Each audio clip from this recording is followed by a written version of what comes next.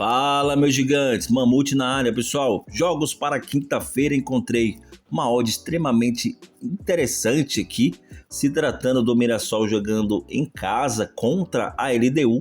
O Mirassol, por sua vez, jogando contra times, principalmente na Libertadores, tem dado um saldo positivo em finalizações e chutes ao alvo. Então a gente vai aqui comparar as últimas equipes entre eles, né?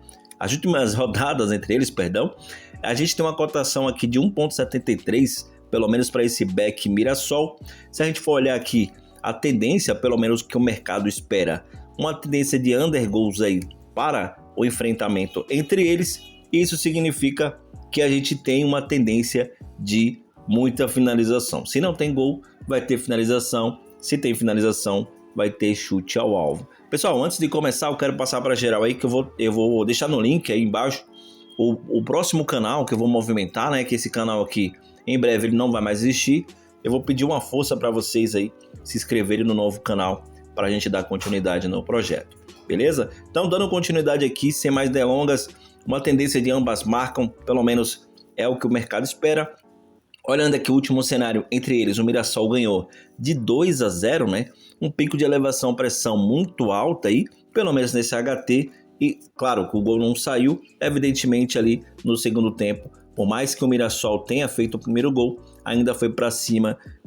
A LDU deu mais espaço e a gente teve um total aqui de finalizações 15 nesse jogo, 2 gols e 8 chutes ao alvo. Então o Mirassol tem essa tendência, principalmente trabalhando aí pela primeira vez uma Copa de Libertadores. É muito legal a gente pegar principalmente essas finalizações para o Mirassol, olhando aí o cenário de over.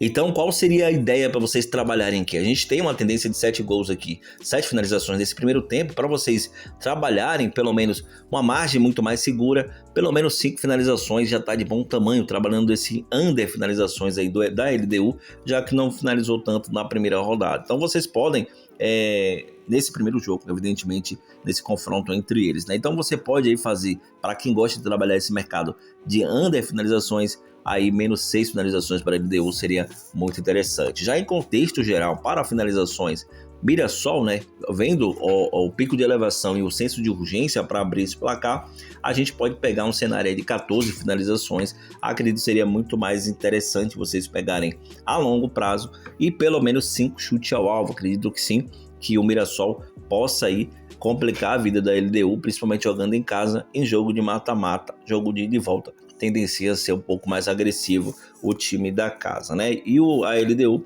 vai ser mais reativa aí, tentando pegar suas transições, o erro do adversário, e vocês podem trabalhar nessa margem que eu mencionei anteriormente, né? Então, o que a gente pode tendenciar também, se vocês quiserem uma outra opção segura, avisando aí pelo menos essas finalizações não saírem no primeiro tempo, vocês trabalharem ali pelo menos 6 finalizações para o Mirassol no segundo tempo e para a LDU 3 a 4 chutes de finalizações também é uma boa opção, beleza? Então, passando para o próximo aqui nessa quinta-feira, a gente vai ter Santos e Maracá.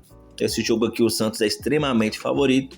Quando a gente tem um jogo extremamente favorito, uma tendência aqui de ter bastante gatilho de pressão, pico de elevação constante, principalmente nesse HT. A gente não tem aqui nenhum confronto entre eles, então a gente vai tendenciar trabalhar aqui alguns jogos do Maracá, do Equador, jogando fora de casa contra alguns adversários aí, que pelo menos propriamente possa ser uma comparatividade, né? Acredito que a gente não vai ter.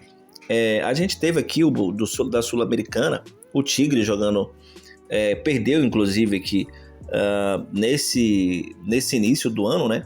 Mas a gente teve uma tendência aqui de pico de elevação bastante interessante, uma cotação de 1,45 para o Tigre. Claro que o Santos tem um elenco muito mais ofensivo aí, então se a gente compara aqui em questão de finalizações, nós tivemos 15 finalizações, total de chute ao alvo pelo menos 5, né? Então a gente pode tendenciar a trabalhar aí na margem de 16 a 17 finalizações e pelo menos 5 a 6 chutes ao alvo aí. Para esse HT, a gente pode trabalhar 7 finalizações para o Santos, tendenciando a trabalhar em under finalizações para o time do Maracá, beleza? Então, são são critérios que a gente pode utilizar, já que a gente tem um mercado aqui esperando uma tendência de 3 gols. Se tem 3 gols, a gente tem uma tendência aí de pelo menos 6 a 7 finalizações para que esse gol saia. Então isso é uma média que a gente geralmente trabalha, né? Então, se essas 7 finalizações vai sair, uma tendência de 3 finalizações no gol somente nessas 7 finalizações. Então a gente pode sim entrar numa margem aí de finalizações. Se você sentir segurança, além de trabalhar chute ao alvo, vocês podem trabalhar também pelo menos um gol aí para o Santos. Acredito que o Santos faça 2 gols aqui, mas para vocês entrarem num cenário um pouco mais magro aí, não sendo surpreendido pelo mercado, né? Então, olhando agora Vasco e Olímpia no mesmo horário, né, uma cotação de 1,67. Olímpia, por sua vez, aqui é um time um pouco extremamente perigoso jogando contra o Vasco, apesar que o Vasco aí tá vindo de vitória contra o Fluminense, um jogo épico aí. Fora de casa, acredito que jogando aqui também contra um Olímpia, uma tendência aí de pelo menos 3 gols, né? E se a gente for olhar aqui essa comparatividade pela Sul-Americana, nos últimos confrontos entre eles, o que a gente pode esperar em termos de finalização? O Vasco enfrentou o Olímpia, ganhou em casa, né? Por 3 a 0, a gente teve um pico de elevação constante aqui, o chute de média e longa distância bastante interessante. Esse HT também chama para vocês trabalharem uma margem, né? Perdão, de 6 a 7 finalizações, com tendência aí de pelo menos 3 chutes para a equipe do Olímpia, visando esse HT. Já em contexto geral, a gente pode sim tendenciar a trabalhar pelo menos 14 finalizações, já que é jogo de ida e volta. A gente sabe que o time da casa precisa abrir uma margem de pelo menos 2 gols. Para esse chute ao alvo, se vocês quiserem trabalhar uma tendência aí para 6 finalizações no alvo, beleza, seria interessante vocês pegarem essa margem aí com finalizações. Embora, se vocês não sentirem essa segurança, vocês podem trabalhar apenas 5 finalizações no alvo para o Vasco. É muito interessante, sim. Acredito que é alcançável, né?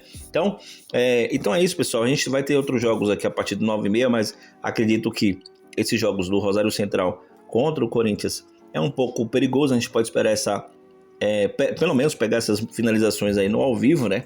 Dependendo do contexto do jogo.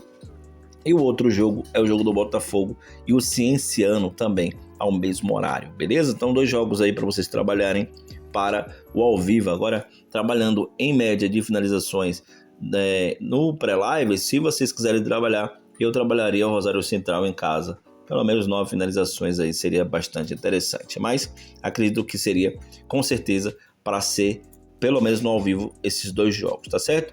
Então é isso, pessoal. Não esquece aí de se inscrever no novo canal, que a partir do dia 20 eu acredito que esse canal daqui não vai mais existir, beleza? Um abraço para vocês e até o próximo vídeo.